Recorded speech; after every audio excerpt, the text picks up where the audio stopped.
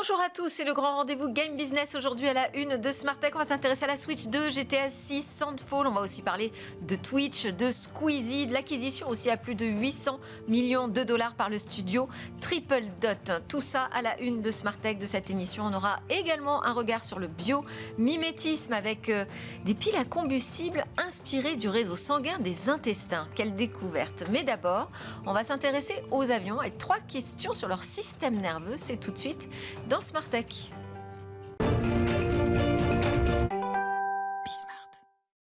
Alors, je suis connectée avec Benoît Rouanet. Bonjour. Vous êtes directeur général de DoIt Platinum, qui est une société de conseil stratégique et aussi de production industrielle basée à Toulouse. Vous êtes spécialiste des connexions électriques qui sont essentielles dans l'aéronautique.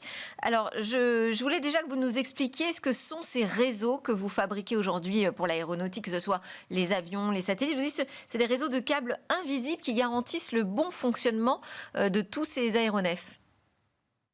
Oui, exactement. Donc nous sommes une société qui s'appelle DoIt et nous sommes spécialisés dans on appelle ça l'EWIS. L'EWIS, c'est tout le système d'interconnexion qui permettent de relier dans un avion tous les systèmes qui permettent un avion de voler. Voilà, donc nous développons, nous fabriquons, nous installons ces systèmes-là. Et il faut savoir que dans un avion, vous avez de plus en plus de harnais électriques, donc de systèmes EWIS, du fait également que les avions deviennent de plus en plus électriques. C'est pourquoi vous parlez de harnais électriques, c'est-à-dire? Alors les harnais électriques, ce sont un ensemble de fils qui viennent connecter tous les systèmes que vous avez dans un avion. Un avion, par exemple, vous avez des systèmes avioniques, vous avez des moteurs. Quand le pilote décide d'augmenter la puissance d'un moteur, il vient toucher un bouton dans son cockpit de façon à pouvoir dire au moteur d'aller plus vite, par exemple par régime. Voilà, donc c'est ça les WIS. Ça se fait au travers d'un lien électrique et un système WIS, c'est un ensemble de liens qui permet de relier tous les systèmes entre eux. C'est assez original quand même d'avoir une entreprise de conseil qui en même temps conçoit des réseaux électriques. Oui, mais si vous voulez, en fait, l'intérêt pour nous, c'est que on a décidé, il y a maintenant bientôt 5 ans, de développer une entreprise hybride qui fait à la fois du conseil et à la fois un peu de fabrication pour justement développer des systèmes électriques qui permettent de relier tous les systèmes d'un avion entre eux. Et également, aujourd'hui, on voit que de plus en plus, il y a des nouveaux, on va dire, opérateurs qui se mettent sur le marché, notamment avec les eVTOL, et qui font des avions de plus en plus électriques. C'est-à-dire que jusqu'à présent, c'était un avion qui était avec des moteurs principalement alimentés par du kérosène, donc des moteurs, on va dire, classiques, entre guillemets. Et demain, les moteurs seront plus essentiellement alimentés par du kérosène, mais ils seront aussi alimentés par de l'électricité. Donc on va passer par une phase de moteur hybride. Voilà, donc avec de plus en plus de besoins de systèmes électriques. Donc c'est pour ça qu'on s'est lancé. Donc au départ, on faisait beaucoup de développement ingénierie. Et petit à petit, on s'est aperçu que le marché aussi demandait à ce qu'on puisse fabriquer ces harnais-là. Et voilà, donc c'est pour ça qu'on a fait une société hybride. On fait à la fois du conseil et à la fois de la fabrication. Une société hybride pour des avions hybrides. Donc, comment vous voyez les choses évoluer sur ce marché? Parce que là, vous avez vraiment une spécialité ultra pointue. Vous adressez le marché français uniquement, européen, international? Alors aujourd'hui, c'est vrai qu'on est on est à 80% français sur le marché français. On a commencé depuis maintenant un peu plus d'une année à travailler en Amérique du Nord, au Canada. Voilà, et puis on voit que les besoins sont importants. Alors, sont importants évidemment sur le marché français, le marché européen, même, je peux dire, et ils sont également très importants côté nord-américain. Donc c'est pour cela qu'on s'est lancé depuis un peu plus d'un an au Canada pour essayer de continuer à développer ce qu'on a réussi à faire ici en France, là-bas. Donc, vous faites partie, en fait, on a titré sur le système nerveux des avions, vous faites partie aujourd'hui des systèmes stratégiques pour l'aéronautique de demain. Et vous êtes une entreprise française. Et vous êtes une entreprise. Et vous êtes une entreprise française. Donc aujourd'hui, ça doit quand même résonner dans ce secteur, ça. Oui, oui, ça commence pas mal à résonner. En effet, juste pour vous donner un ordre d'idée, quand on a lancé la société, on a lancé la société, on n'avait rien. Hein. Aujourd'hui, on a Douit, c'est un peu plus de 200 personnes. Avec de très belles perspectives devant nous, je vais dire. Merci beaucoup Benoît Rouanet d'avoir été avec nous, d'avoir parlé de votre spécificité, ce que vous faites aujourd'hui dans l'aéronautique. Je rappelle que vous êtes le directeur général de Douit. À très bientôt. Nous, on va s'intéresser au monde du jeu avec notre grand rendez-vous Game Business.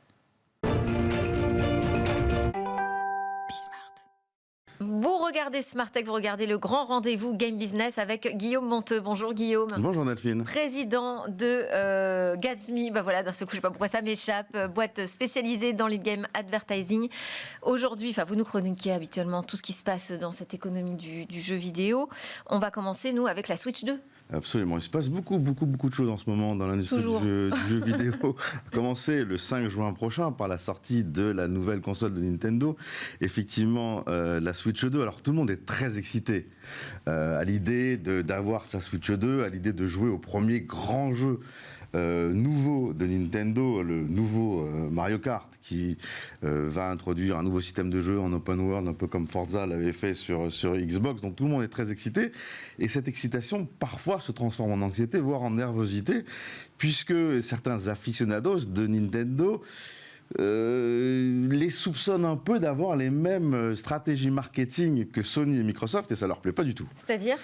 En fait, Nintendo avait promis lors de sa dernière conférence à tout le monde que il n'y aurait pas de rupture de stock de sa nouvelle console et qu'il y aurait autant de nouvelles consoles que de personnes qui voudraient bien en acheter dès le 5 juin. Et en fait, il semblerait que ça ne soit pas exactement le cas parce que les grands distributeurs alerte tout un chacun en disant attention, peut-être que les rayons ne seront pas aussi pleins que ça, à commencer par Amazon qui dit que si vous voulez commander votre dernière Switch, elle ne sera pas livrée le 5 juin, mais elle sera livrée le 10 juin. Donc ça crée une espèce d'atmosphère un peu bizarre. Alors est-ce que c'est une info ? Est-ce qu'il n'y aura vraiment pas de console sur les rayons, comme il n'y avait pas de console PS5 à l'époque, ou de console Xbox lors de la sortie d'une nouvelle console ? Ou est-ce que c'est de l'intox ? C'est une stratégie marketing pour augmenter le nombre de précommandes, vendre plus vite les 6 millions d'unités qu'ils avaient prévu de produire. Ça peut marcher, hein. On va voir. En tout cas, il présuppose que Nintendo joue un peu avec le feu en créant de la FOMO, en créant une stratégie de marketing de fausse rareté. Bon, on verra bien. Moi, je me suis fait avoir. J'ai précommandé la mienne, très sagement, et donc je l'aurai livrée le 10 juin prochain. J'espère pour vous. Est-ce qu'il y a eu des nouvelles informations justement sur cette Switch 2 depuis la révélation officielle en avril dernier ? Alors Nintendo avait, lors de sa conférence, dit énormément de choses sur les caractéristiques techniques de la Switch 2. Mais nos amis de la chaîne YouTube Geeker One se sont procuré une machine, on va dire, de test, une console Switch 2. Et en fait, ils ont mesuré la puissance du GPU et du CPU. C'était des informations en fait qu'on n'avait pas. Et c'est très intéressant parce qu'ils nous apprennent que la Switch 2 sera 10 fois plus puissante que la Switch 1, sera plus puissante que la PS4, ça c'est une très bonne nouvelle. La moins bonne nouvelle, c'est que la Switch 2 sera moins puissante que la Steam Deck, qui est un peu sur le même segment que la Switch 2, et la Switch 2 prétend être son rival direct. Bref, on aura 3 teraflops en mode docké, 1,7 teraflops en mode nomade selon Geeker One. C'est très très bien. C'est très loin évidemment des nouvelles consoles. La PS5, je vous rappelle, c'est 11 teraflops, un peu comme la Xbox. Le GPU est très bon de la Switch 2. Le CPU, par contre, pas du tout au niveau. Bon. Alors ça, qu'est-ce que ça veut dire ? Ça veut peut-être dire qu'entre le CPU qui n'est pas au niveau et l'écran qui n'est pas OLED, peut-être qu'on va avoir un rafraîchissement assez rapide, j'ai envie de dire, de la Switch 2, peut-être une Switch 2 Pro très rapidement. Donc évidemment, il faut se ruer le 5 juin sur la Switch 2. Comme vous l'avez fait. Mais c'est peut-être pas le meilleur conseil qu'on peut donner à son portefeuille si on pense que la gamme va être vite rafraîchie. Alors il y a un petit bémol à ça, c'est que la chaîne YouTube, qui est une chaîne qui est très sérieuse, dit attention, nous on a fait nos tests sur une console de test, peut-être que la console réelle sera pas exactement la même, on sera en tout cas très vite fixé. Alors, on sera fixé le 5 juin, puisque, a priori, Nintendo respecte son calendrier, contrairement à GTA. Ah ouais, alors GTA 6, alors là, c'est le drame.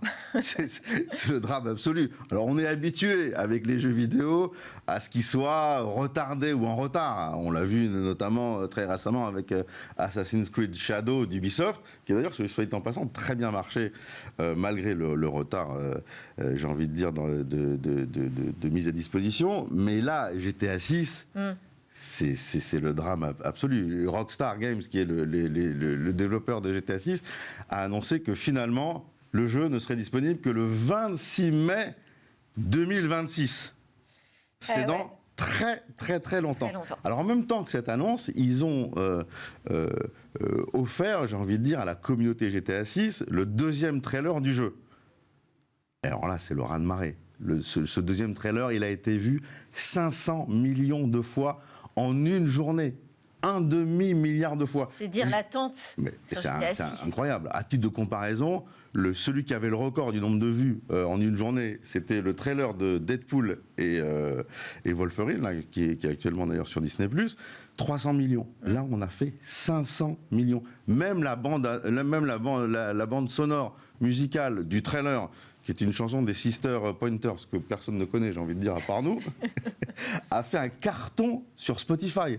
2000 fois les écoutes avant et après trailer. C'est dire, comme vous le dites, si la communauté est dans l'attente, si la communauté est engagée autour de ce jeu. Et voilà, donc la déception est énorme. Alors c'est une très bonne nouvelle pour tous les jeux qui avaient décidé de sortir en cette fin d'année. Eh oui, je pense qui aurait risqué d'être un peu écrasé noyé par le succès. voilà, donc c'est chez Ghost of Yotei, chez Borderlands, chez les Pokémon qui doivent sortir sur Switch 2 en novembre, chez Metal Gear Solid. Alors là, tout le monde fait la fête parce qu'ils vont pouvoir espérer avoir un peu d'attention de la part des médias pour faire la promotion de leur jeu en fin d'année. Et ceux qui sont évidemment pas contents, c'est tous ceux qui devaient sortir leur jeu en mai 2026. Je parle notamment de Battlefield 4 et je pense à Fable. On attend le sequel de Fable depuis presque 10 ans. Ça devait sortir en 2026. Là, ça va être un peu plus compliqué. Alors, vous vouliez aussi nous parler du studio Sandfall Interactive. Sandfall Interactive. Eh oui, c'est un studio de jeu qui, comme le nom le laisse suggérer, est un studio de jeu français. Voilà, en région Occitanie. On a l'habitude, hein. Ouais. Qui est dirigé par Guillaume Broche et qui a sorti un jeu qui s'appelle Clair-Obscur Expédition 33, qui est une pépite. Et c'est une pépite mondiale.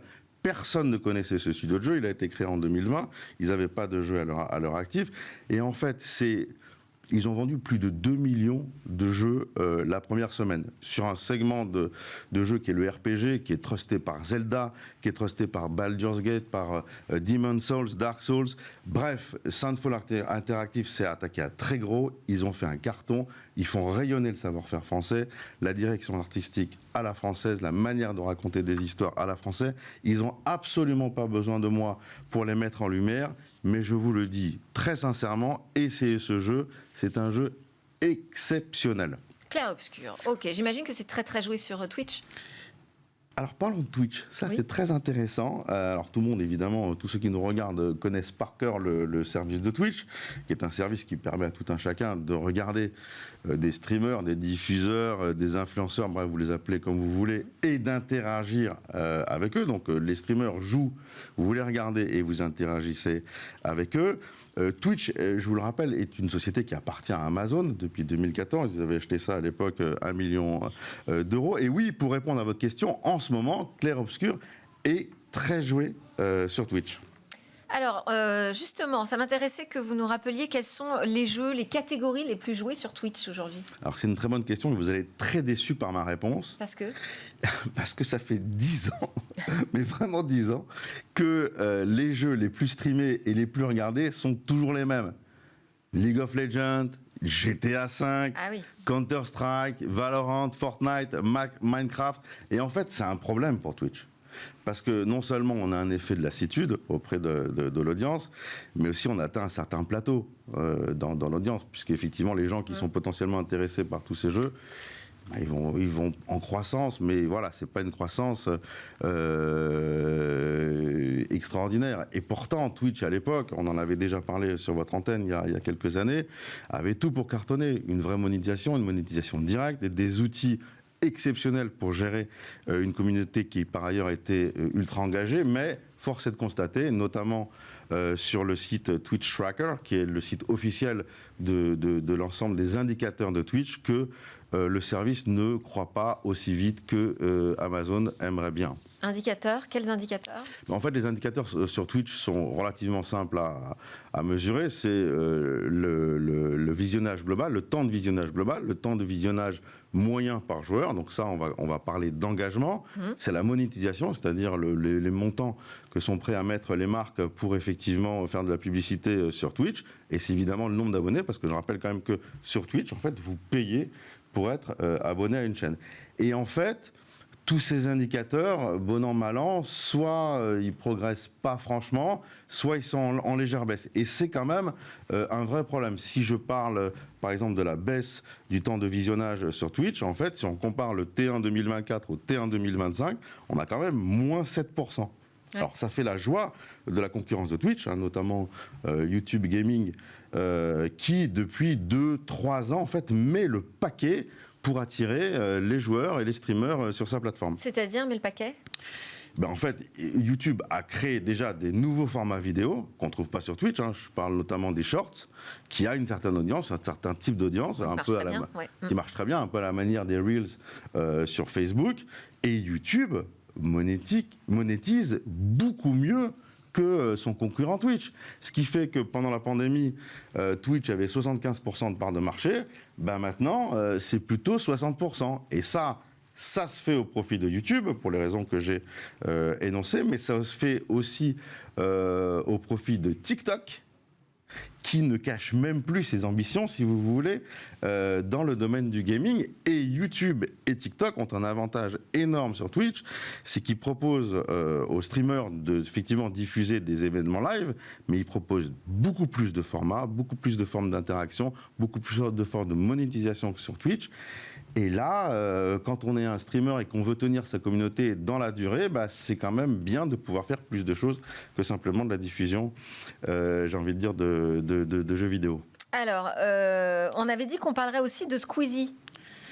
Oui, alors on va parler de Squeezie parce que Squeezie, tout le monde connaît Squeezie, hein, c'était c'était l'acolyte de Cyprien. Le plus grand streamer français. Voilà, le plus grand streamer français, l'acolyte de Cyprien. Il a commencé dans le gaming d'ailleurs, à faire des tests de jeux et à jouer avec son ami Cyprien jusqu'à ce qu'ils soient plus amis il y a à peu près 7 ans. Alors pourquoi on en parle ? Parce que du 3 au 5 octobre prochain, en fait, Squeezie va proposer sa 3e édition. C'est ça, du GP Explorer, qui va se dérouler au Mans, sur le circuit Bugatti, 12 équipages, 24 pilotes. Alors je ne vais pas aller sur... Mais alors pourquoi on en parle dans Game Business ? Moi, c'est ça qui m'intéresse. En fait, on en parle dans Game Business pour une simple et bonne raison. On va parler des droits de diffusion du Grand Prix Explorer 3. Alors ce Grand Prix Explorer 3, il va faire un carton, c'est sûr. Le 2 avait déjà fait un beau carton, mais là, Squeezie annonce que c'est le dernier. Donc on peut être à peu près sûr que ça va être gros de chez gros. Et en fait, ce qui est intéressant, c'est que comment est-ce que Squeezie a décidé de retransmettre son événement ? Et en fait, il ne peut pas vraiment le retransmettre sur une chaîne linéaire classique parce que les qualifications et la course, c'est le samedi après-midi, c'est le dimanche après-midi, au moment où les grilles sont déjà surchargées sur les chaînes linéaires. Donc, on pourrait imaginer qu'un acteur comme Canal+, qui l'a déjà fait, retransmette la course. Mais en fait, il a décidé de confier les droits de diffusion de son événement à Twitch. Et c'est là où c'est intéressant, et c'est là où Twitch a aussi une carte à jouer, c'est dans on va dire dans la retransmission et dans la diffusion d'événements live e-sport, mais aussi sportifs. Et là, Twitch appartient à Amazon. Amazon commence à se faire une spécialité de ce business. Ils déjà retransmettent un certain nombre d'événements sportifs aux États-Unis et un peu partout dans l'Europe. En France, ils retransmettent Roland Garros. Ils sont positionnés sur les droits de foot, ouais. Bon, malheureusement, mais ils sont quand même positionnés. Et donc là, c'est intéressant parce que peut-être qu'il est là le second souffle de Twitch dans la retransmission d'événements sportifs live. Moi, j'aimerais bien connaître les détails du contrat entre Squeezie et Twitch, mais je pense que c'est particulièrement intelligent et pour l'un et pour l'autre. On va aussi parler de Triple Dot. Ah oui, alors Triple Dot. Alors, Triple Dot, c'est un studio de jeu qui déjà est très gros. Ils font aujourd'hui le Widoku, ils font des jeux de Mahjong. Enfin, vous avez forcément joué à des jeux Triple Dot. Eh bien, c'est officiel, le studio de jeu Lion Studio, qui appartient à Applevin, vient d'être vendu à Triple Dot pour un montant de 800 millions de dollars, ou un peu plus, ça dépend, parce qu'il y a une partie qui a été payée en actions. Énorme donc, encore. Un rachat historique. Un rachat historique énorme. Et donc une valorisation qui, en mai 2025, est quand même très importante. Applevin, donc le vendeur, je le rappelle, c'est une société qui fait de la publicité dans les jeux vidéo mobiles. Quand vous jouez à votre jeu vidéo, que vous avez une publicité qui apparaisse, il y a 99% de chances que ça soit Applevin. Triple Dot ne fait que des jeux vidéo. Bon, avec ce rachat, Triple Dot devient encore plus gros.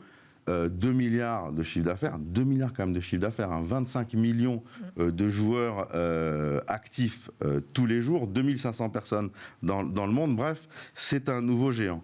Et en fait, au-delà de la vente intéressante d'un studio de jeu à un autre studio de jeu, on a une particularité là, puisqu'on a un acteur technique, donc de la publicité mobile, qui avait fait son propre studio de jeu, qui le vend. Bon, qu'est-ce que ça veut dire en fait ? En fait, depuis une dizaine d'années, tous les acteurs dans le gaming qui étaient techniques ont créé leur propre studio de jeu. Epic, qui fait le moteur de rendu Unreal, a créé Fortnite. Iron Source, qui est un acteur dans la monétisation, a racheté Upopa, qui est un studio de jeu en 2014, qu'il a rebrandé en Supersonic il y a quelques années. Et pourquoi est-ce que Applevin a créé en 2018 le studio de jeu Lion Studio, qui vient de vendre à Triple Dot. Et pourquoi est-ce que tous ces acteurs de la technologie ont créé des studios de jeu ? Tout simplement pour montrer au monde entier que leur technologie était exceptionnelle. La preuve, sur ses propres jeux, ça marche du tonnerre de Dieu. Et d'ailleurs, Applevin, qui a créé Lion Studio en 2018, le revend 8 ans après pour un peu moins d'1 milliard quand même de dollars, ce qui est quand même pas mal du tout. Eh bien, pourquoi est-ce qu'ils font ça ? Parce qu'effectivement, les acteurs technologiques doivent séduire leurs futurs potentiels clients, mais ils doivent aussi séduire la communauté financière. Et la valorisation des acteurs de la technologie, c'est entre 15 et 25 fois l'EBITDA. La valorisation d'un acteur, d'un studio de jeu, c'est entre 8 fois et 15 fois l'EBITDA. Il vaut mieux être valorisé 25 fois son EBITDA que 15 fois son EBITDA. Donc je pense que ce qu'a fait Applevin est annonciateur de futurs moves dans le même domaine, très bientôt dans l'industrie du jeu vidéo. Wow. Eh ben, très bien, quel engagement à suivre. Merci Guillaume Monteux. Je rappelle que vous êtes le président de Gatsby. Merci pour vos éclairages réguliers dans Smartech. À suivre, nous, on va s'intéresser cette fois au biomimétisme. On part dans la nature, Guillaume. Parfait.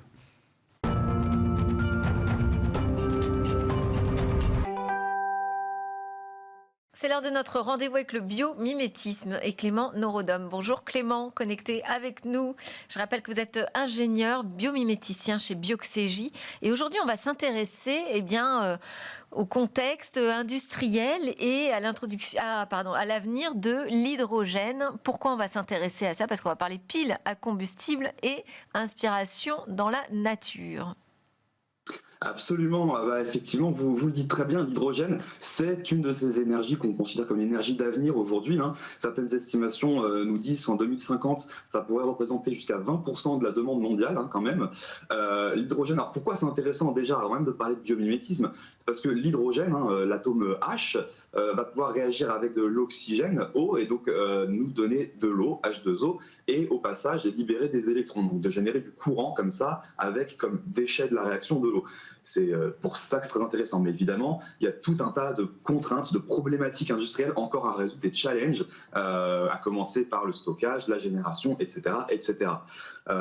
Aujourd'hui, le challenge sur lequel on va s'intéresser en particulier, c'est comment faire réagir l'hydrogène et l'oxygène de la manière la plus efficace possible.